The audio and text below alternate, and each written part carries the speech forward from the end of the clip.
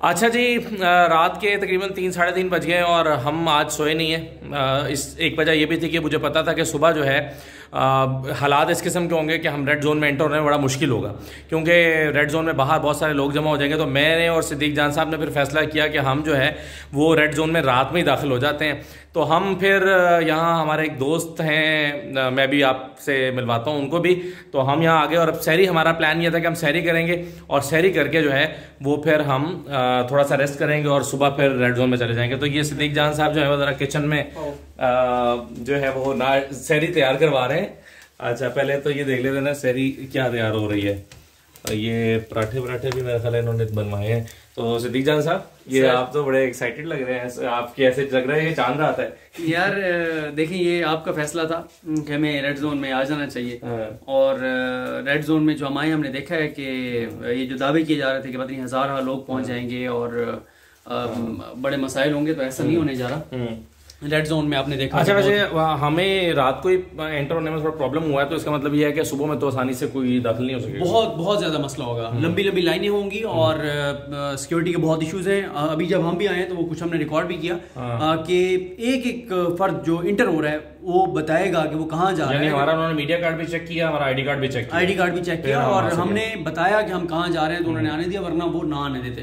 तो इसका मतलब ये है कि कोई भी भाई सहरी लगा दे।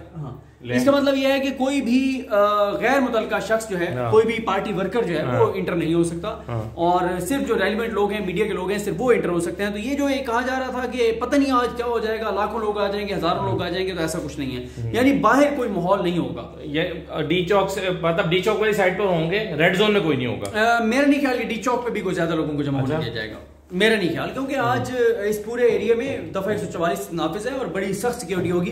क्योंकि अगर आप डी चौक पे लोगों को जमा होने देंगे फिर तो वो लोग आगे भी जा सकते हैं। अच्छा, आप ये बताएं, आपको एक्साइटमेंट क्या, आप सोए क्यों नहीं है सारी रात? आपने क्यों फैसला किया कि सहरी करके सोना है? देखें, एक तो यह है कि वैसे ही आजकल आपको पता है कि रूटीन थोड़ी सी चेंज हुई है और हैपनिंग्स हो रही है मुसलसल। अभी आपने देखा कुछ देर पहले साद रफीक साहब ने प्रेस कॉन्फ्रेंस की और आज मेरा ख्याल है कि जागने की रात है, सही। तो अब वो सरप्राइज क्या है खान साहब के पास?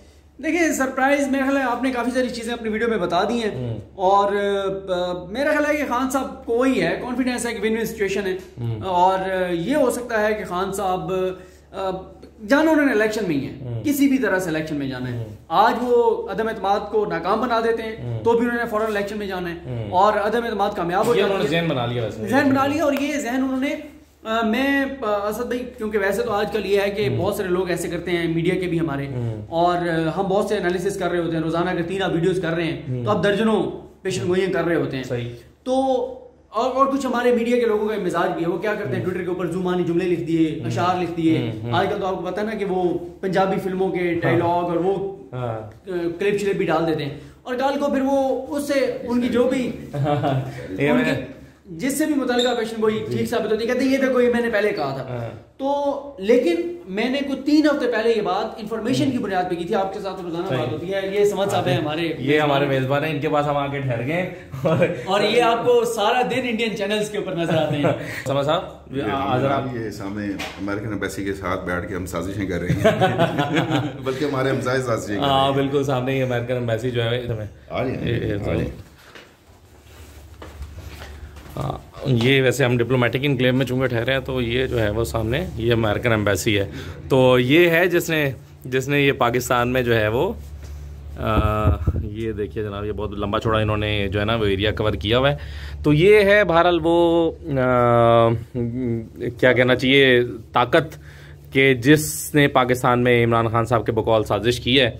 लेकिन मैं आपको ये बता दूं कि ये हवा अच्छी चल रही वैसे सहरी का, लेकिन ये वो वाली जगह नहीं है वो जो अरशद शरीफ साहब शेर आजकल पढ़ रहे हैं ना कि वो साजिशों का धुआं तुम्हारे घर से उठा है तो कोई बात नहीं। ये वो वाला घर कम से कम नहीं है। उनका इशारा जहाँ पे है वो, हाँ वो दूसरा घर है, वो समझने वाले वो दूसरा घर है। तो ये वो घर नहीं है, लेकिन पहले यहाँ से उठा उसके बाद वहां से उठा है।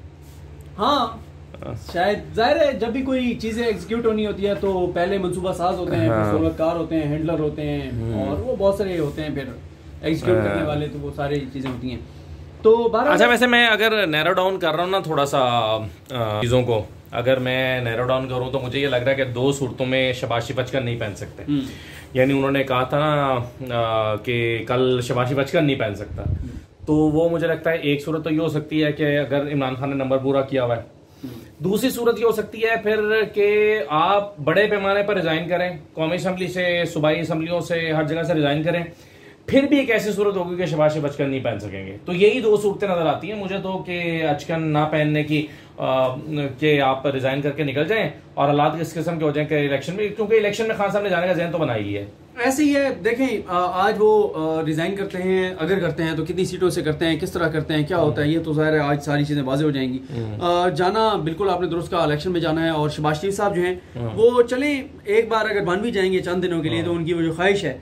वैसे इस वक्त सदीक जान साहब के पस मंजर में जो है ना वो अमेरिकन एम्बेसी वो नजर आ रही है, तो बड़ा इत्तेफाक से रेलेवेंट हो गए कि जहाँ आप जो है ना वो साजिशों के घर के पास बैठ के ऐसे ही है। तो चीजें जो है वो देखें, इमरान खान साहब के एतमाद की वजह मुझे यही लगती है कि उनको पता है कि विन विन सिचुएशन है। सबसे बड़ी जो इमरान खान साहब के एतमाद की वजह वो ये है कि जो अवाम में उनका नैरेटिव जो है वो पेनिट्रेट कर गए, और उसका एक होता है कि चले मैं एनालिसिस कर रहा हूँ, आप कर रहे हैं, ठीक भी हो सकता है, गलत भी हो सकता है, हम चलो हमारा एनालिसिस बाइस भी हो सकता है, लेकिन केपी के इलेक्शन जो बल्दियाती इलेक्शन उन्होंने साबित कर दिया। और देखें इमरान खान हुकूमत पे इल्जाम क्या लगा था, ये लगा था कि इन्होंने पहले उन इलाकों में बल्दियाती इंतखाबात रखे हैं पहले मरले में जहां पे इनका होल्ड है, ताकि जब इधर से रिजल्ट आएगा तो ये मैसेज आएगा लाला लाला जनाब ये तो छा गए, दूसरे के में भी उसका इम्पैक्ट पड़ेगा। और नून लीग ने कहा था कि जनाब पता चलेगा दूसरे उसमें फेज में, और दूसरे फेज में आपने देखा टिकट भी गलत दिए हुए थे, खुद दे भी नहीं सके। मैं बहुत सारे लोगों को देख रहा हूँ कि जो मुखालिफ हैं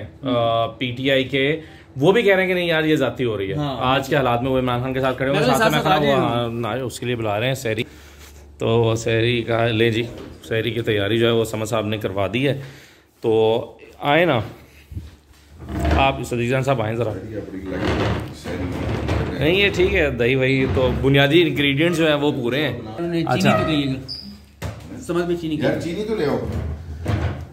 अच्छा तो अच्छा, वैसे ये रोज़ा थोड़ा सा टफ नहीं लग रहा आज, क्योंकि गर्मी भी है और सारा दिन पार्लियामेंट और कौमी असम्बली उसके बाहर और फिर ट्रांसमिशंस बहुत हेक्टिक होगा, नींद आपने ली नहीं है आज। हाँ लेकिन मेरा ख्याल है कि एक्साइटिंग है वैसे। हाँ जाहिर है, एक तो वहाँ पे हमने तो वो बाहर वो जो होना है नीचे ईमान में होना है हमने। वैसे समझ भाई एक जो है ना वो कही है सिद्दीक जान साहब से कुछ दिन पहले कह रहा था कि ये पाकिस्तान की तारीख में ऐसा दिन हो रहा है कि जिसमें जो है वो मेरा ख्याल है इसको याद रखा जाएगा और इसके हवाले दिए जाएंगे। तरीके तमात पेश हुई, तरीके तमात कामयाब हुई या नाकाम हुई, लेकिन ये एक तरह से हिस्टोरिक सा पॉलिटिकल डे है।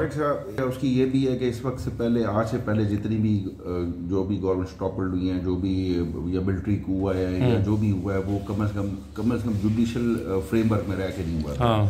अगर 58(2)B को कह लें कॉन्स्टिट्यूशनल फ्रेमवर्क का, वो कॉन्स्टिट्यूशनल तो जरूर था लेकिन उसको आज भी वो एक ऐसा गैर अखलाकी किस्म का कॉन्स्टिट्यूशन था। अगर अदम एतमाद कामयाब होती है, भले वो कॉन्स्टिट्यूशनली हो, फ्रेमवर्क में रहते हो, लेकिन फिर उसमें भी एक बैरूनी साजिश का जो एलिमेंट आ जाता है और जो चीज़ें बहुत वाज़ेह हो जाती हैं कि जिस तरीके से अगर अभी इलेक्शन हो जाते हैं तो क्या पोजीशन आपकी पार्टी की? पाकिस्तान में हमेशा एक बात होता है कि जी कोई गवर्नमेंट जो है वो जब जाती है तो फौरन वापस नहीं आती, ना उन्हें आने दिया जाता है। दूसरी बात मेरा ये ख्याल है कि अगर अभी जाती है तो परफॉर्मेंस हमारी जो है वो इररिलेवेंट हो जाएगी। परफॉर्मेंस का क्वेश्चन ही अभी तो खान साहब के साथ लोग जो है वो उनकी हमीयत और गैरत के साथ खड़े हैं। खान साहब के साथ हैं, वो एक जाहिर बात है कि अगर आप एक भुट्टो को अफोर्ड नहीं कर सकते तो फिर आप एक सियासी शहीद बनाने जा रहे हैं और आप फिर एक गलती करने जा रहे हैं एक ऐसे शख्स को जो पहले से ही बहुत पॉपुलर करिश्मेटिक हो, और आप अगर उसको, तो ये मेरा ये ख्याल है कि एक लिहाज से पीटीआई के लिए पीटीआई में जान डाल दी इन्होंने हमें सियासी तौर पे जिंदा कर। सब बॉटम लाइन क्या है? सही आपने वैसे शुरू कर दी है, मैं देख रहा हूँ आपने बीच में मुझे भूख भी बहुत लगी हुई है। देखें हालांकि मैंने देखा था तरावी पढ़ने से पहले आपने खाना खाया था, तरावी पढ़ने के बाद भी खाना खाया था। यार आजकल देखे में तो सही ना आ गई। एनर्जी कितनी लग रही है? एनर्जी कितनी लग रही है, और बोलने में कहते हैं बहुत ज्यादा एनर्जी लगती है, और हमारा तो काम ही बोलने वाला है।